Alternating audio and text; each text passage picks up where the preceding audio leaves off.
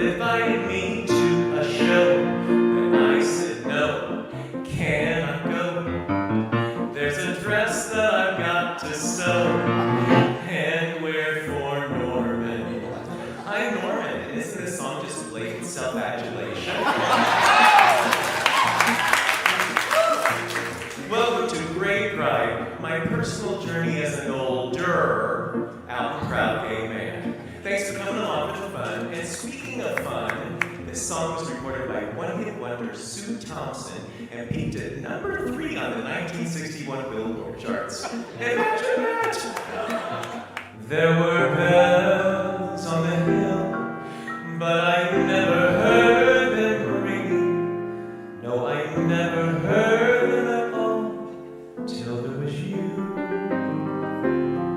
Yes, I have cats, and I'm proud. Go on, snicker and to ride. I know what people point and laugh and say. I'm not ashamed, I'm a single middle-aged gay man, and I don't have a boyfriend now because I can't get my book because I don't want one. And my 3 best friends use a litter box, and I choose to live this way.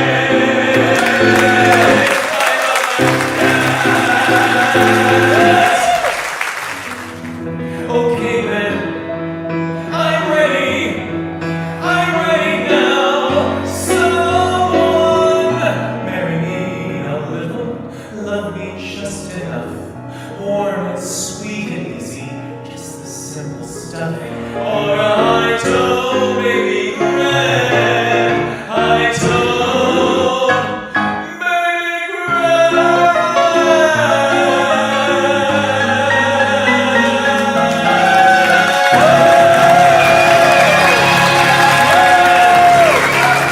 I'm ready now, someone, I'm ready.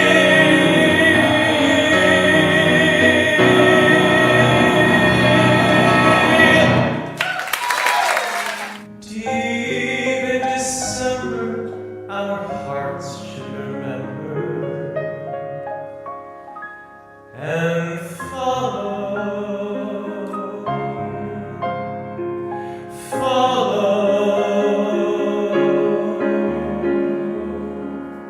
Good night.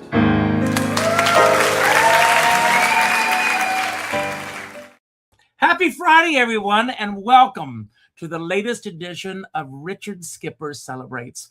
Who or what are you celebrating? There's a lot to celebrate when and if we take the time to do so.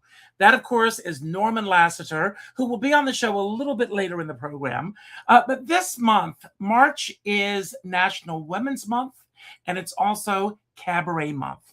And for those of you who do not know, Cabaret it used to be, I'm old enough to remember that Cabaret would normally, the month would kick off with the Bistro Awards, and the month would end with the MAC Awards. That's the Manhattan Association of Cabarets and Clubs.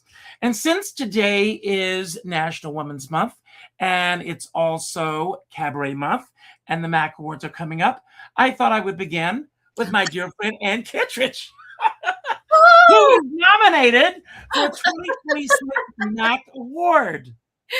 Yes, I'm so excited. It's my first time being nominated for female vocalist. I've been intimidated about putting my name out there, but I did this time. So what the heck? See what happens when you say yes and you take a chance? See? That's right. It takes a little bit of courage every little step we take. Yep. So, I mean, everybody gets the ballots. The ballots come out and people go, am I going to be on it? Am I not going to be on it? Where did you fall in the category of waiting for the award ballot to come out? And how did you find out? Didn't you text me? I think you was I the one who was that the first that you found out from? Yes. That's how I found out. Yeah, that's how I found out. And So I didn't know when it was coming out. I didn't like anticipate, oh, it's coming out today. I can't wait. So I guess that was kind of helpful for me because I had no idea. But I do have to admit, and I'm not kidding you, I really was not sure I was going to get one. I was like, well, we'll see. So I was quite grateful. I was grateful. Well, I mean, obviously, everybody wants to win. Everybody wants their name called. Everybody wants to walk up and give that speech. Are you able to go and just sit back and relax and enjoy the evening? Oh yeah. And Yeah, I've already got my girlfriends that were going, and I've gone to show to actually the Macro Awards with them before, and so we have this little troupe, and yeah, absolutely, absolutely. I have such an interesting relationship with awards in general. It's I think it's wonderful. It can really help people moving forward, Mhm. but I don't think that even the person who won was the best. I think that's just the person who won. I already know the answer to this question I'm going to ask you because I know you very well. But when you're putting together a show, the idea that an award is at the end of that road is not even part of the process Oh for you. God, no. Oh my God, no. Not at all. I mean, if that were it, it wouldn't have taken me 10 years to take a chance. No, no. No, I am so you know me. I love the work ethic of it all. Mhm. And I just get so and I just love my creative team. I just love it all. It's all so personally rewarding that yeah, no, I don't need no. Well, I want to talk about you just recently. I fortunately and unfortunately was out of town. You did 2 shows in February, and you went back to Don't Tell Mama, where it all started for you. And Jeff Garner and Karen Mason, so many people have been going back to their roots lately. We all are in the same age range, give or take a year or two. And is this something that's very important for you to get back to the roots of what initially brought you into this art form in the first place? I think that what makes one of the things that makes life enjoyable is growth. And taking a moment to go, where was I back when, and where have I gotten to? And Mhm. so, that's what the show was really about is, how clueless I was. I mean, not without skill, but without any idea of what the heck I was doing. Right. And then eventually over these 10 years to create a partnership with these wonderful people, Christopher Denny and Barry Kleinbort. And, some of the stuff we've done, I'm so proud. I'm really proud of. I think that there's some really beautiful stuff we've done. And I couldn't have done that 10 years ago. And but what's interesting is even in the show, we purposely did new music because we didn't want it to be just a retrospective. We wanted it to also be how are we going to share music moving forward? And I just love them so much. I really do. I just trust them. Well, what advice would you give to someone who's starting out in cabaret now? I mean, a lot's changed in the past 10 years in terms of how we get the word out, how we build an audience, putting shows together. What advice would you give to someone out there who's watching, who's going, I want to do a cabaret show? Well, I think it depends on what their motivation is. If they are really, if it's like a dream that they've had for a very long time and they just want to do it, and it's not something that they want to pursue, but they just want to experience, Mm-hmm. then I would say find the music director that you feel the most comfortable with, who you are confident with, and you are in sync with how they perceive your skill, Mm-hmm. and then go out there and have a blast. And if you're a little bit more interested in a more professional approach, not that any of us can do it professionally because there's no money in cabaret, but There is. but there isn't. What? I just figured that out after 10 Yeah. years.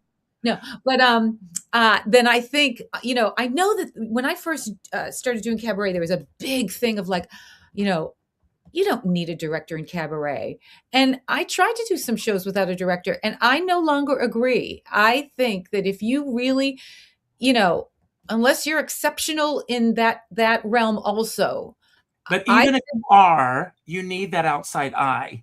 I want to bring on our next I guest, and really agree. we started the show with the sizzle reel for Norman Lasiter, who Yes, I Norman, I enjoyed it.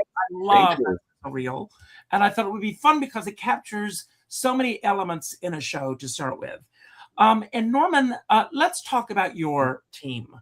I know that Christopher Marlowe, that you work together. How did you get to Christopher Marlowe, or how did he get to you? So I lived in New York City from 1986 to 2002. And so, I mean, I'd moved there to do theater, but that's not really how it turned out.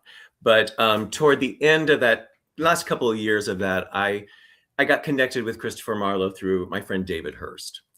And so we started working together in New York. And then I made the decision to move to Palm Springs, California. It seemed like the best thing for me at the time. So I moved out there a couple of years later. Chris moved out there. And so then we really started working together. We did eventually record an album, which was the original purpose of why we started working together. But so we were both there, and we started doing cabaret shows. We did several in Palm Springs, did one in LA, even flew back to New York City, did one at the Metropolitan Room. Mm-hmm. I don't think it exists anymore, but No, but we remember it. Yeah. yeah. So Chris is like, he's one of my best friends, and we've been together for about 30 years. And then I moved back to my hometown of Indianapolis. Let me know if I'm giving too much information. No. This is why you're here. So I moved back to my hometown of Indianapolis about 9 years ago. I'm my 91-year-old mother's caretaker, so that was the main reason for coming back, and it was just time for me to do that, and I'm so grateful that I did, because it's been wonderful being back home. But there were about that time before moving back 9 years ago, I completely and unexplainably lost the ability to sing. Couldn't sing at all. It came on pretty fast, and I never had it checked out. I just thought, was it physical or psychological or both? It's hard to say. In looking back on it after all, this many years, probably psychological. I was going through a really hard time in my life, so probably. But I just really couldn't sing. I had maybe a 3-note range. I had no control, and it was devastating, but I just accepted that this is the way it was going to be, and I was probably 59 at the time, 58 or 59. So I thought, well, that's the end of that. And then after about maybe 3 years, it just suddenly came back. Wow. And was maybe even improved. Now, did this happen while you were in Palm Springs? Yeah. So the last couple of years I was in Palm Springs is when it happened. The last thing I sang in Palm Springs was Chris Marlowe's wedding. Wow. And my voice was about half gone at that point, and I thought, oh, I can't believe people are going to listen to me sing like this. But so I moved back, and much to my shock, it came back. And I thought, well, I'm not going to let this opportunity, I'm not going to let this pass. Mm-hmm. So I'd heard about a fringe festival in Indianapolis called IndyFringe. I didn't know much about it. I now know a lot about it. It's extremely popular. But I thought, well, maybe this is the way to dip my toe back in, get back on the cabaret stage. So I submitted an application. This was back in like February of 22.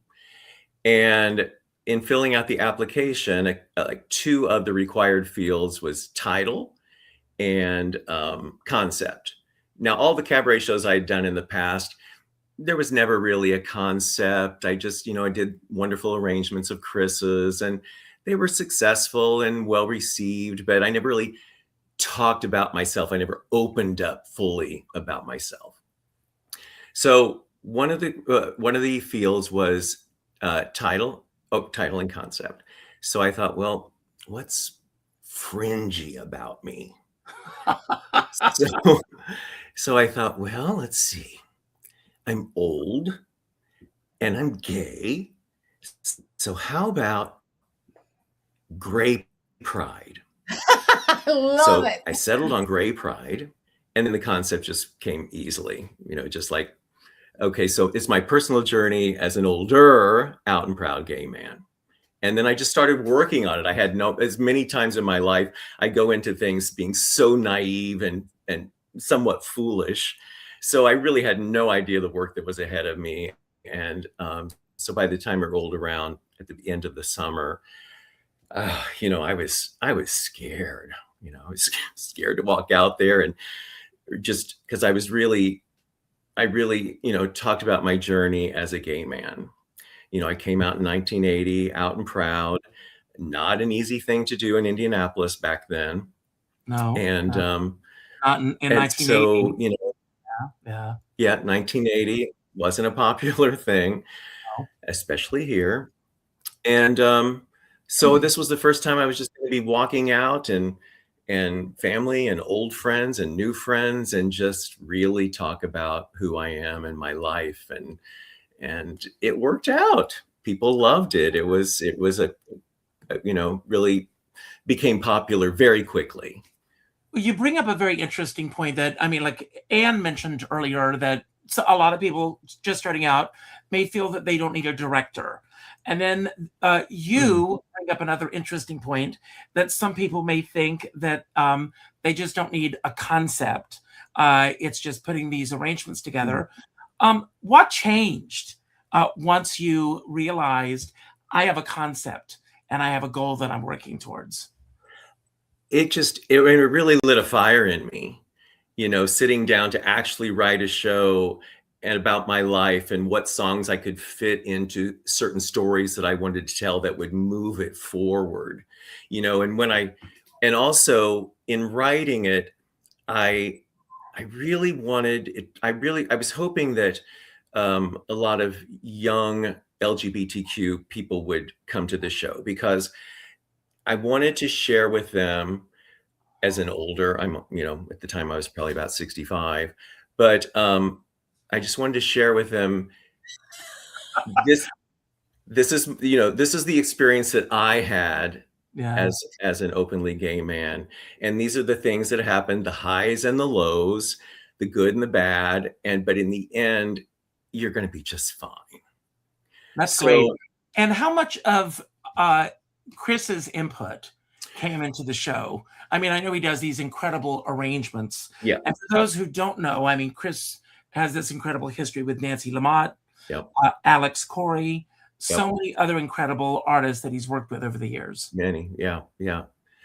We have quite a partnership because we've been doing this for so long. So what was his input?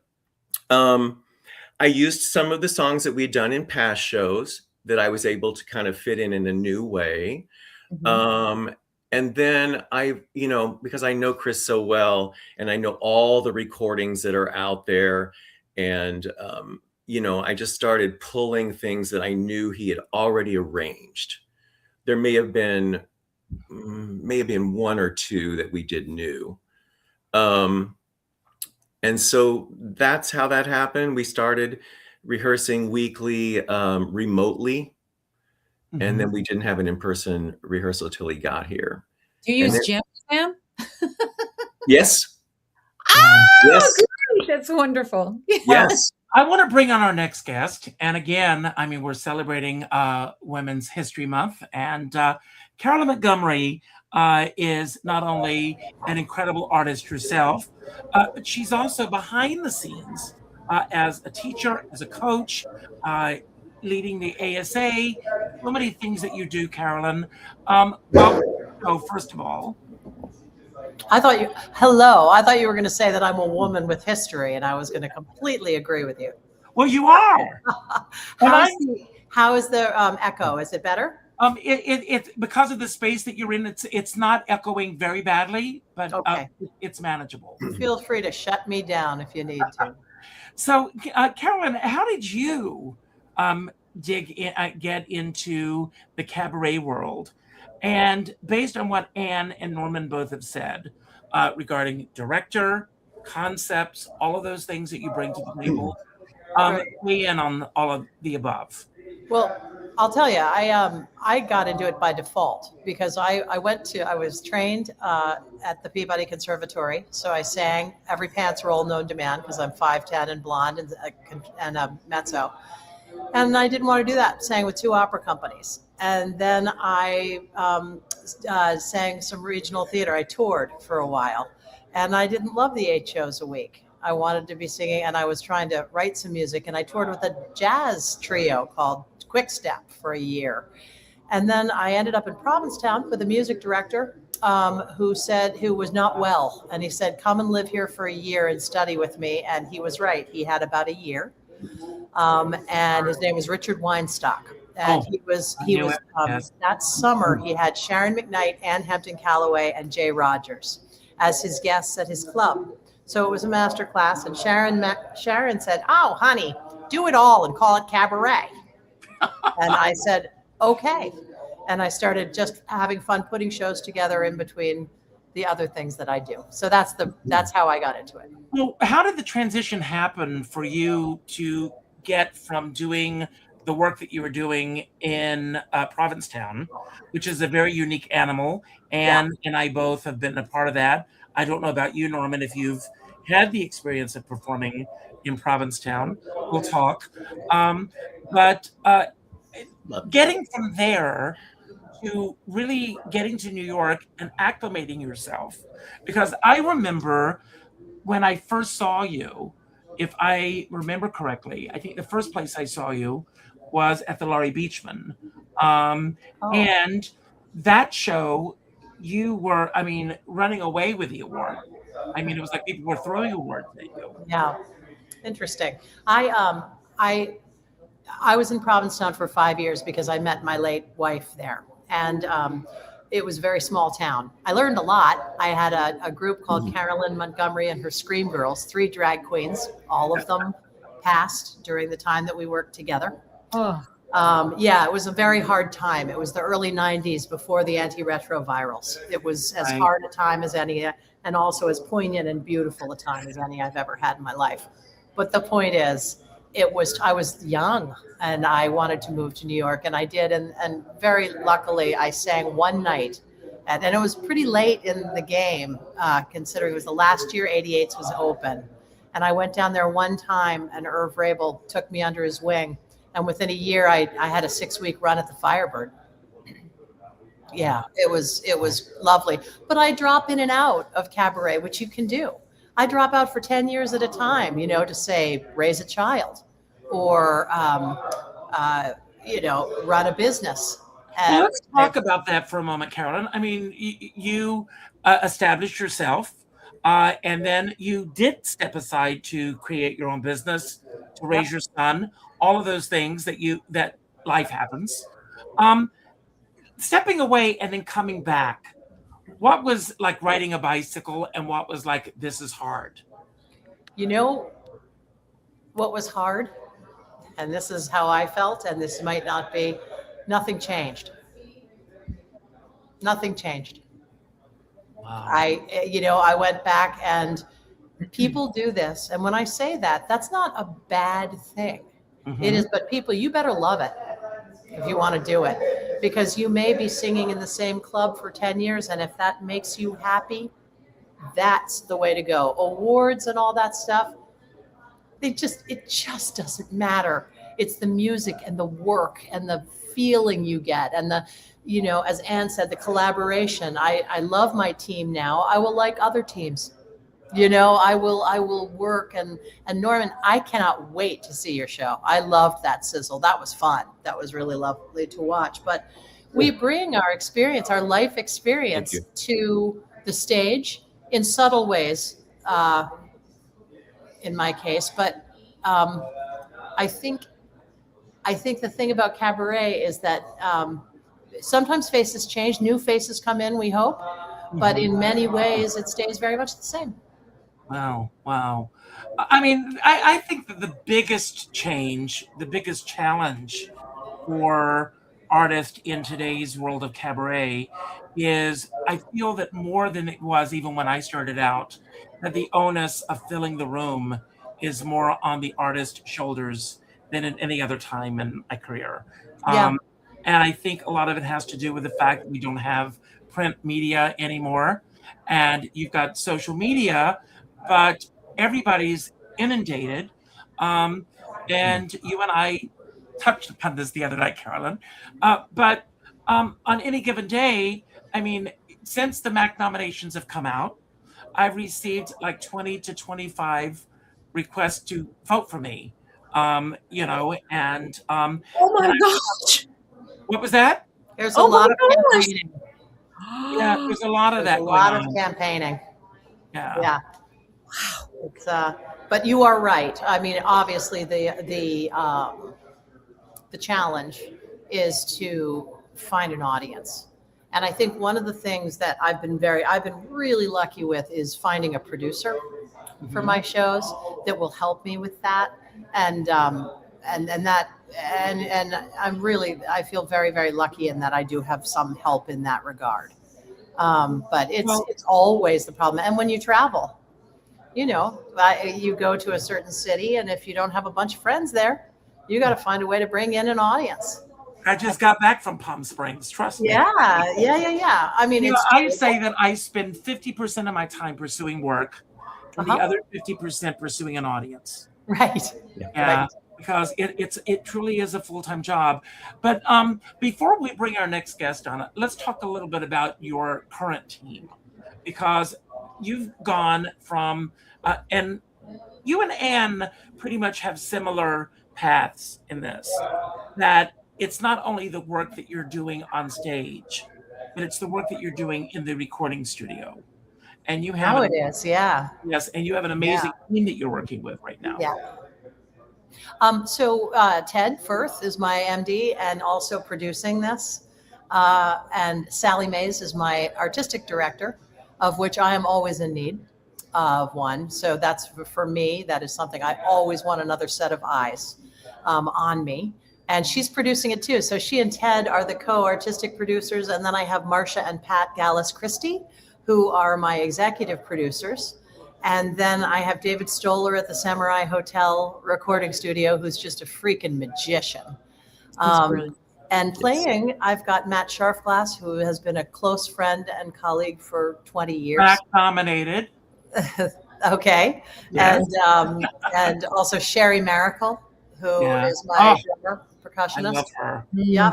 And Jonathan Cantor, who's clarinet and sax, and he is brilliant.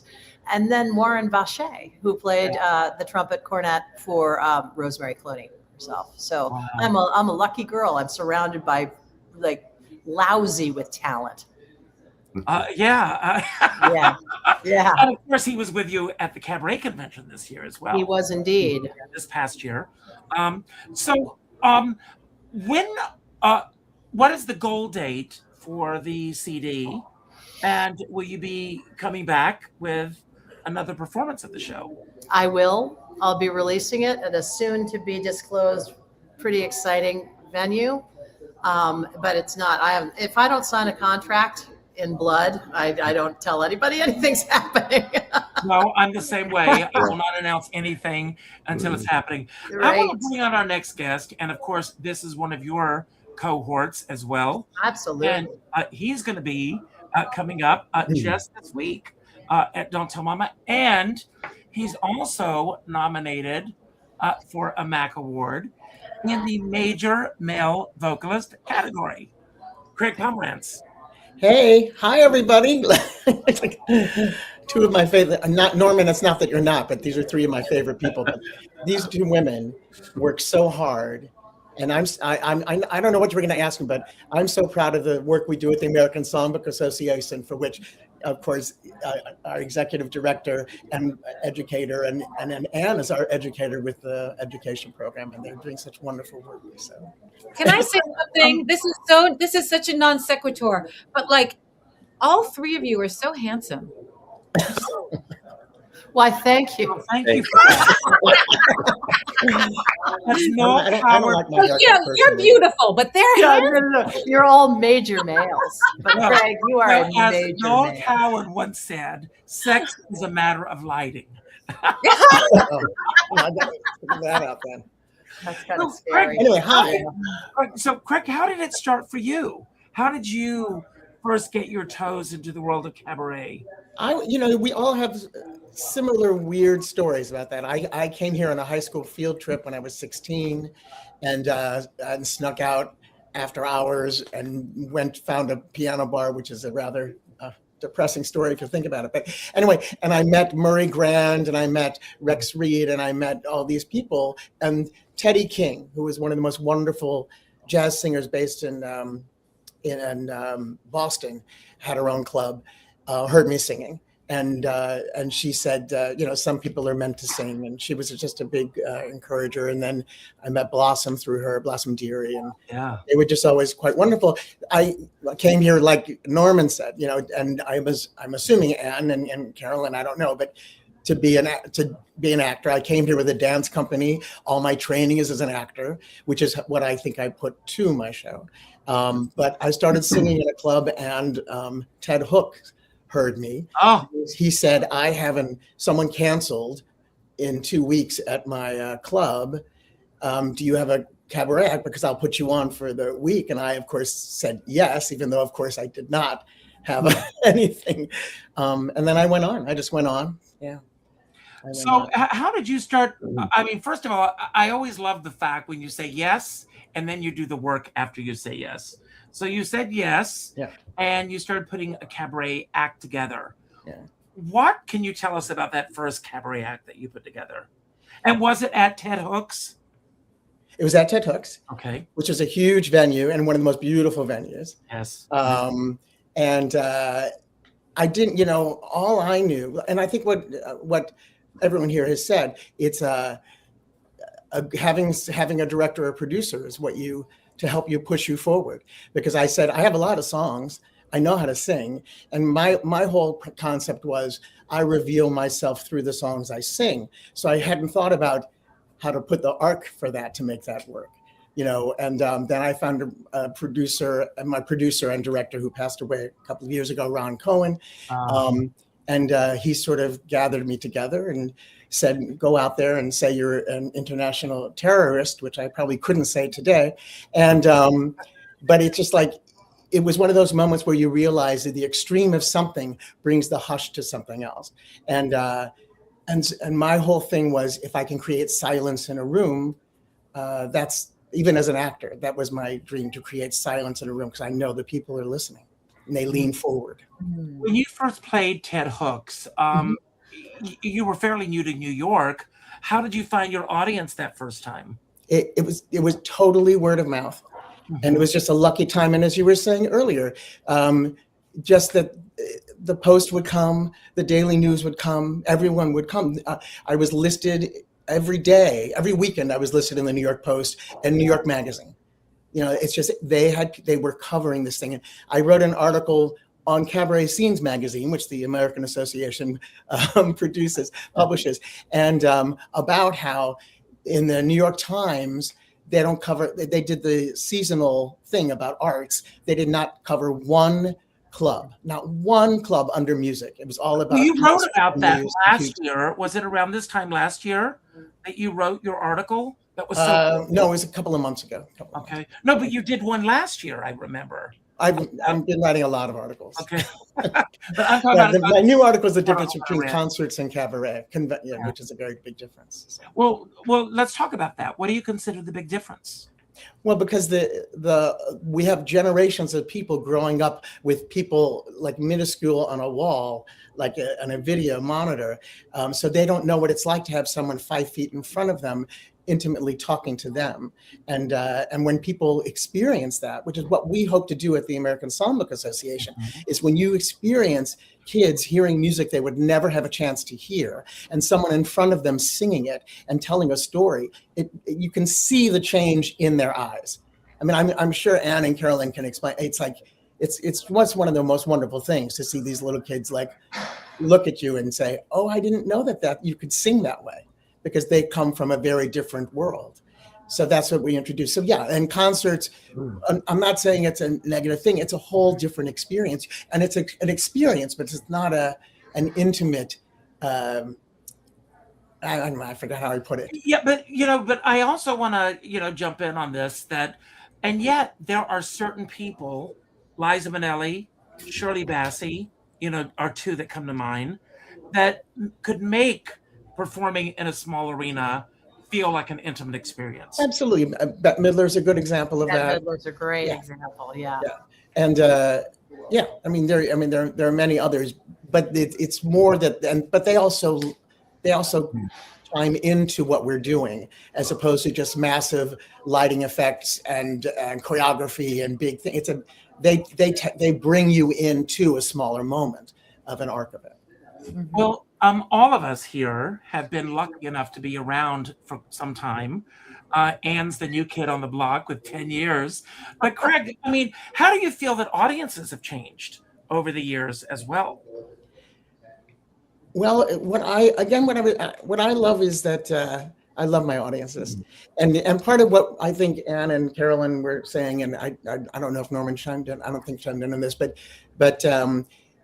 it's wonderful to sing for your peers, but I want to sing for people, not just my peers. And and when you reach them, and then when these people bring, so I don't want to ramble, although I ramble. I will make a sentence. So I have a woman who comes to hear me sing all the time, who years ago brought her 10-year-old niece, or 10-year-old granddaughter, who now is 23, and she brings her friends. Oh, It's just that's how it grows, and we can't be afraid to take the chance to meet people we don't know. You want to drag in people, because people do not understand what cabaret can be, and that's what I think all of us hope to do, is bring new audiences, younger, as well as all. I mean, listen, if you come to my show March 11th, if you come to my show, you'll see someone 93, but you'll also see someone 14. Wow. And that's what I love. I love that everyone gets to experience that. And then these people, especially what's interesting about younger people, then they write you and they say, have you ever thought about singing this song from the Grateful Dead? Because it's not immediately something someone would send to me. And I do. I do. Do you find that obviously the way that we go about anything that we're doing anymore is different from what it was when you first started out? Well, as you said, it's harder because there's no coverage. Exactly. We have to do all the coverage. And I can say this across the board, not to make anyone mad, but no club seems to be interested in doing the kind of coverage that they easily could do, especially with social media. They want the artist to do all of the work, and they don't understand the stress that puts on someone else, and the distraction that is from I'm just trying to sing. I'm just trying to share my music. Well, I'm going to give a shout out to the Laurie Beachman, because since I've been performing there, they have been incredible with promoting my shows. Great. And it's a really nice touch. I think the biggest change, and I'm going to bring on Connor, who's been waiting patiently in the wings.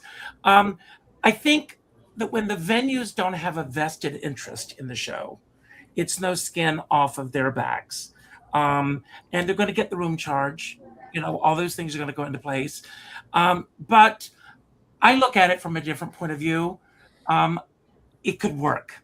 And I know that it could work. And we all know that it could work. And it could work a lot better than it is currently working. That's my soapbox. Well, let's bring Connor on. And I want to say that I'm not doing this. I'm not picking favorites.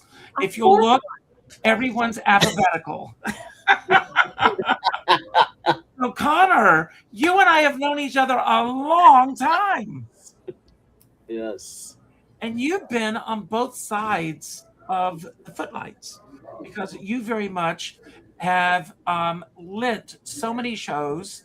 You've done the sound for so many shows that I've done, going all the way back to Helen's Supper Club and beyond that. Oh, Um, Judy's. Judy's. Judy's. You know, And and wonderful you photographer. but I want to say that you have become an incredible entertainer yourself. I mean, when you sang at Signasium's award ceremony, you blew me away. I mean, it was just very, very moving. So congratulations on that. Thank you. It was a great performance. You know, being on both sides of the spotlight, and you also photograph so many artists, what is the biggest change that you've seen from almost the other side of the fence? Well, I've noticed, and it's been kind of a pet peeve of mine, that somewhere along the way it became a trend for technical directors to have singers practically in the dark. Like they're not really lit. Well, Connor, can I ask about that? They tend to put the lighting on the performer is much lower than it used to be. But do you feel that that's because of a lack of technical rehearsal in a lot of the venues? I don't know. I think it might be a creative sensibility or something. I don't know. But they're thinking more, maybe they're more focused on the mood or whatever. Whereas when I was doing tech, I was more focused on what looks good on the singer. Mm-hmm. Mm-hmm. You know, because basically, you know, contrary to what people think, a little more light on the face is better than not enough, because low light accentuates things that we would rather not have accentuated. Whereas a little more light kind of smooths things out a bit. Exactly. And I just think also you want it, I don't know, when I'm watching a show as an audience member even, I want to be able to see the performer's eyes. I do too. Absolutely. I want to see what's going on in here, you know. And when the light on the performer's face isn't enough, you miss a lot of what's going on, you know. Mm-hmm. Well, do you find that you also are a photographer, does that create a lot of challenges for you? Oh yeah. Yeah, it definitely does. Well, what advice would you give to our technical directors, who we love? We're in their hands. But what advice? Not all of them do this. I don't want to love. No, I realize that. But you know, just a little, you know, more light on the performer's face. So, yeah, I mean, we performers don't know. Like we have no idea. We're on stage, so we have no idea what light is on us. You know, yeah, I mean, I would basically probably talk to the directors of the show more so than the tech people. You know, keep an eye out for that. Right. You know? So, Connor, what is it about this world of cabaret that attracts you so much? Because you've worn so many different hats, yeah, you know, over the years, but you stay and you're here, and you're here for so many of us. Well, I kind of fell into the tech thing years ago. I was out one night and met Michael Barbieri, and we were talking, and he said he was a technical director, and I had no idea what that was. I had been to a few cabaret shows at that point, but not that many. And he explained it to me, and he talked about the lighting. And as having had a photography background, I was always loved lighting. And I said, oh God, I'd really love to learn that. And about 6 months later, they needed somebody at Judy's because Michael was working more at other clubs, and the guy who was working there and Richard didn't quite get along. So he brought me in and taught me how to do it at Judy's, and then he brought me to Danny's and taught me how to work the board and everything at Danny's. And that's how I got into it. And I learned as I went along, basically. And I realized I really started to love the shows, the American Song, and came to really love the performers that I got to work with and the whole scene, and realized it was really a community. And it was a combination of all those things that really appealed to the intimacy of the performance. Now I'm going to put you on the way most of the singers connected with the lyric, because in my love of songs over the years, even as a kid, it was all about the lyrics for me. Wow. So I appreciated a music venue that really focused on that. Well, I'm going to put you on the spot. You just did Cab Lab. You've got another one coming up in June. Well, it's the same one. We're doing a repeat performance. Well, that's great. But when can we expect a full performance, a full show from you? Well, I've started putting some ideas together. I've started to actually write some stuff now. I don't know. It's going to take a while between the finances involved in putting a show together and actually getting it together and then getting over myself. I don't know anything about that. Getting past the fear. I mean, it took me. I'm going to be 67 in about 6 weeks, and I only started really working on my singing. Like, I don't know. I think I was around 60. Actually, I was in my early 60s, I think, and really started working on the singing, and only did my first Cab Lab like about a year and a half ago. Is there anyone that you're working with vocally? Because I mean, you're singing. Oh, I worked with a teacher when I started this time. I had to learn how to sing all over again because of my transition. Testosterone changes your voice quite a bit. It does? Oh yeah. I'm joking. Well, it's a valid question. I'm not sure I would know that difference. About 6 months into being on testosterone, I was hanging out and I tried to sing something that I had sung a million times and I couldn't get the notes, and they weren't even high notes. I mean, basically when I started, I think I'd been taking voice lessons for about a year before I did my first open mic, which was Carolyn's open mic that she did Saturday nights at the Den. Yeah. Right, I was just thinking about you. And I realized I was like, probably like most of my songs were in Paul Robeson's key. Because the testosterone knocked out my entire upper register. You were far more nervous about that than you. And I was also terrified. You were terrified, but there's a change. I wanted to do something at that open mic that was different from what was being going on. There was no charge. I was paid by the hotel for running it. People could come and have a cup of tea and work new material. It was not a fancy room. No. But it was a great room, and it was packed. So that's all you need in a room. All you need is people who love the music, a piano, and a mic. That's right. And we'd have brand new people that came and got into it, and then Gabby Stravelli. You know, it was wonderful. I missed those days. Yeah. They were incredible. I mean, but it's also a testament to you, Carolyn. I mean, people wanted to go because of you. Well, thank you. It was a huge pleasure, and the thing is that I just want to see new people that are attracted to this genre. It is one of the most beautiful things when it is done right. And done right is also personal opinion. You know, that's the brilliance of it. Somebody can go to a show and say, that changed my life. That was the most incredible thing I've ever seen. And somebody else can say, didn't move me at all. And it's all okay. Yeah. It's, that's okay. Yeah.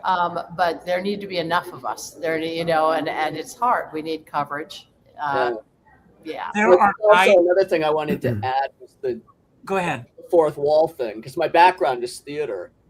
My stage fright when it comes to doing straight theater is nowhere near the level my stage fright was when it came to singing without that fourth wall. Because it's so personal. The difference is you're not really hiding behind a play and a character as much as you're presenting yourself. It's a lot more violating in some ways. Yeah. No, but I mean, vulnerability, what makes it work. So. Yeah, stage fright's still an issue, but it's not what it was. If you weren't nervous, you might be doing it too much.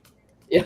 Right. Maybe that's not true. Yeah. I mean, I think we're all nervous when we get up. Well, and I think people mistake over the top emotion or whatever it is that they're doing for being actually who they are.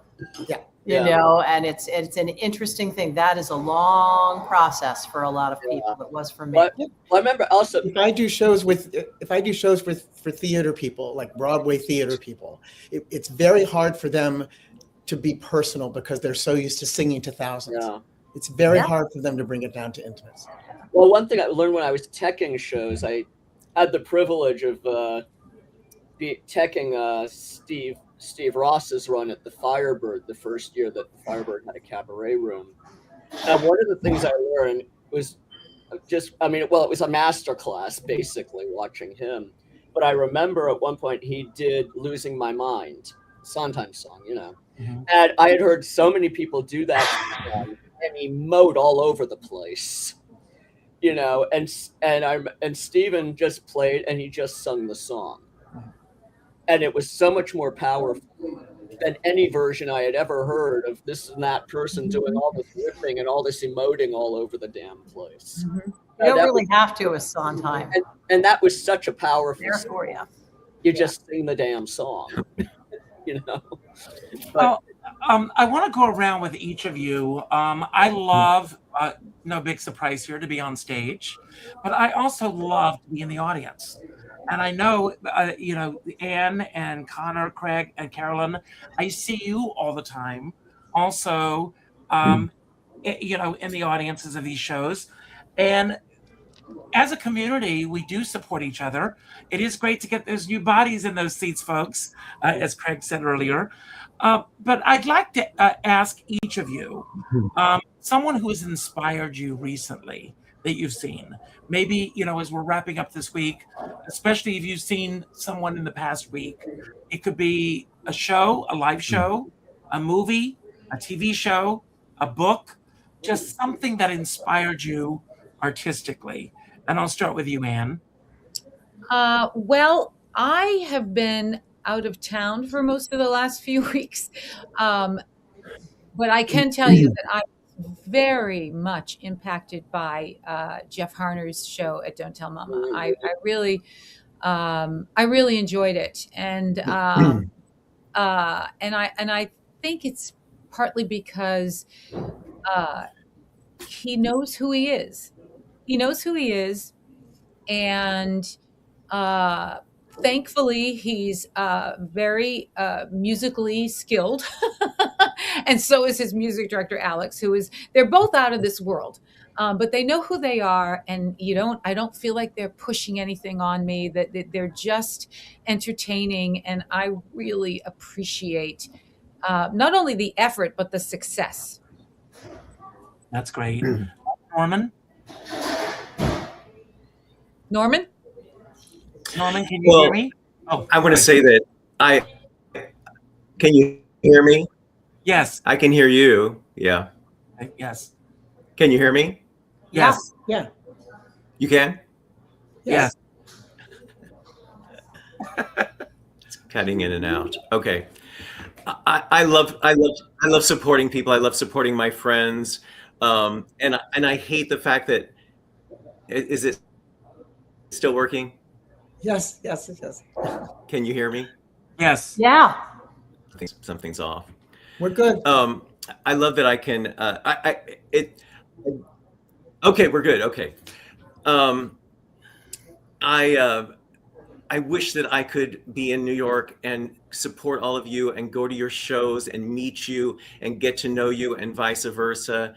I'm happy to be in Indianapolis and taking care of my mother, but it's hard to go there for 2 weeks and do 4 shows and not really get an opportunity to interact. So thank you, Richard, for inviting me to this. But in answer to your question, there is quite a cabaret presence here in Indianapolis. The Cabaret downtown is the most beautiful venue I've ever seen. And they bring in just amazing performers, a lot of them well-known Broadway performers. This past weekend, I saw Eva Noblezada and Reeve Carney. 3 weeks ago, I saw Andrew Rannells. But so far this season, the most incredible, one of the best cabaret shows I have ever seen was Jessica Vosk. And I just was blown away at how she was just in command of the stage. It was a gorgeous program. And yeah, so I was really inspired by her. But, That's great. you know, they're also great. I get to see so many people who come here to perform at the Cabaret. But yeah, she That's good to know. she really Carolyn, moved. Sally Mae's working on her Contradiction of the Southern Soul, which she's doing at the United Solo Festival. Just watching her work is pretty amazing. She is about the lyric, but she's written them all. And she has, and the text, and she's so focused and so completely selfless when she's on stage, and yet completely herself. It's really a brilliant alchemy that I think is part studying hard, knowing your stuff, and part magic and talent. So that's it. well, I love Sally Mae's. Craig Pomerantz. Okay, so I'm inspired by the work that we do at the ASA, and I've been teaching a lot of master classes. I'm teaching master classes in April in Seattle, and this one, then in LA, there's a woman named Alexis Gatch, who was one of the Pomerantz Performance Grant winners, and to see the transformation of her from just, you know, a lot of what I seem to do in master classes is to tell people stop singing, because so many people have wonderful voices, and she just stopped singing, and just her voice is already beautiful, and it's just a whole different human being, and it's just a wonderful transformation to see, and that inspires me. That's great. Would you please send me information about your master classes Sure. in Seattle? I have friends there who I'm sure would be happy to be there. Absolutely. Connor, same question. God, I see so many. It's hard to pick just one. I guess the two that just come off the top of my head are Frank Dane's show at Mama's. Yes. That just blew my mind. And most recently, Linda Moranti at Mama's. Wow. I just loved her show. I loved her presence. Just, you know, just the realness of, well, both of those people. That's great. Well, I want to thank you all for saying yes to me and being here today. This has been a fun show for me. I hope it has been for all of you as well. I'm going to give you each a chance to have your final say today. It could be about anything that we spoke about that you want to build upon, anything that we didn't talk about that you wish we had, or just any message that you want to leave everyone with. I will pick one of you to start, and then when you finish, you will pick the next person, and so on, and so on, and so on. And I have another clip that I'm going to share with all of you at the end. So thank you. For everyone who's watching, thank you for saying yes. Thank you. I can speak for everyone here. We don't take it lightly when you say yes to being in our audiences. So continue to show up, continue to support each of us and each other. I end all of my shows with the same message, and that's to go out and do something nice for somebody else without expecting anything in return. You all have these little devices, so I want you all to go to your Facebook page, all of you on the show and all of you watching, and go to the 5th name in your friends list and reach out with a phone call tonight. Not an email message, not a text message, not a private inbox message, a phone call. And let that person know why they've made a difference in your life. And by doing so, you're going to make a difference in their life. None of us are promised tomorrow. Do this.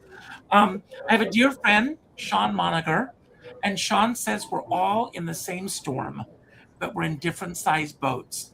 And I always say, I don't care what size boat you're on, as long as you have a skipper by your side.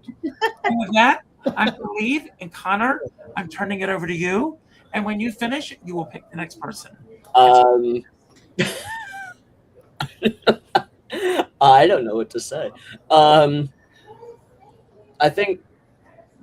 I guess I'm going to pick up on from a conversation I was having with a friend of mine earlier.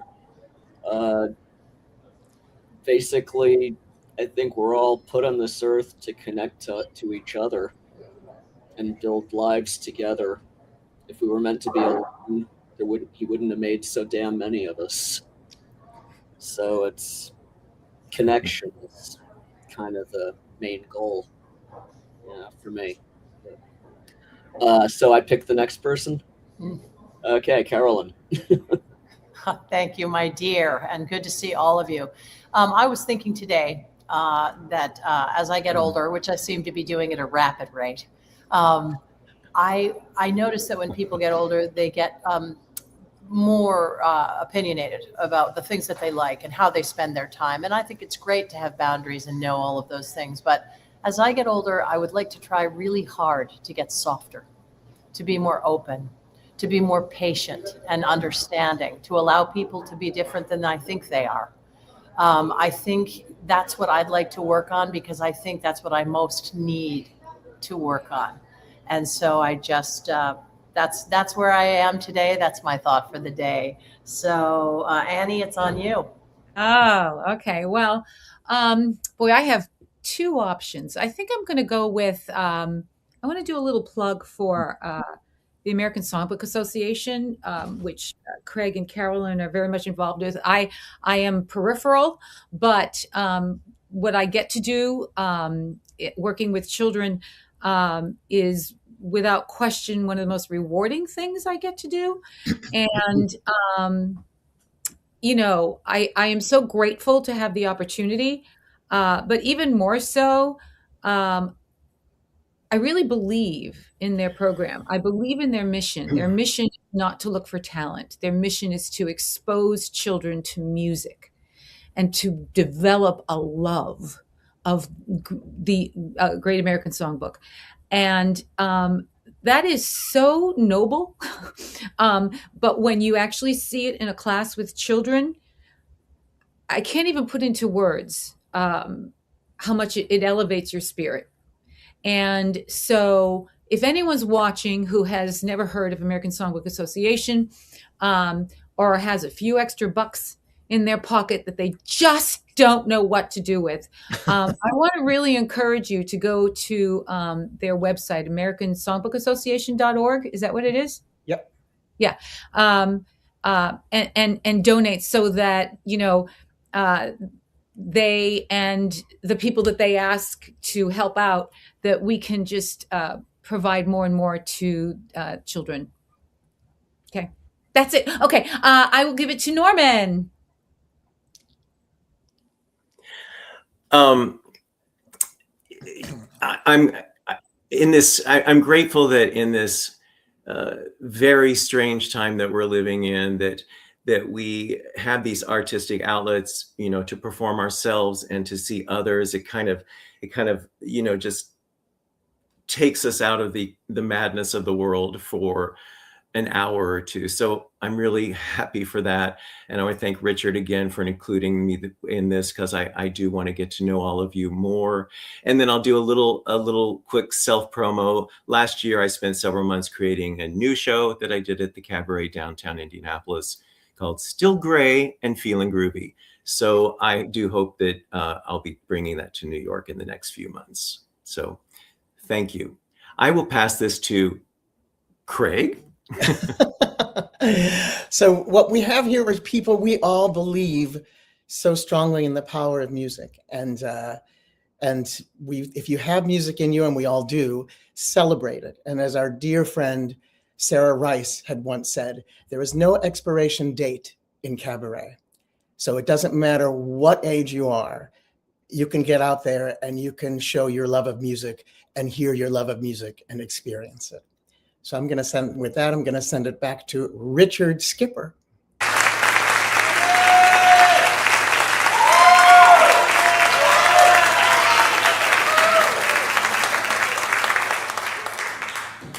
The next song is by Joni Mitchell.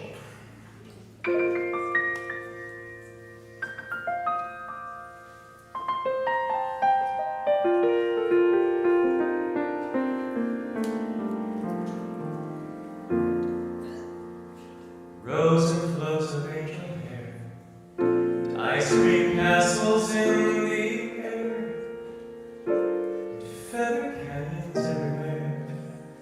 I've looked at clouds that way, and now they only block the sun. They break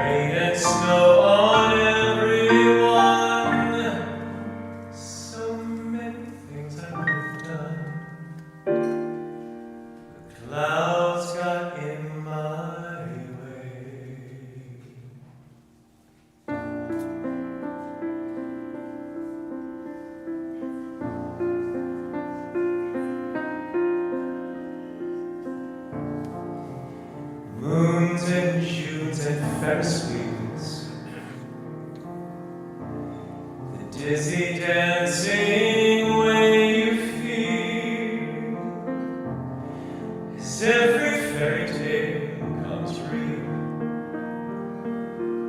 I've looked at the love that way,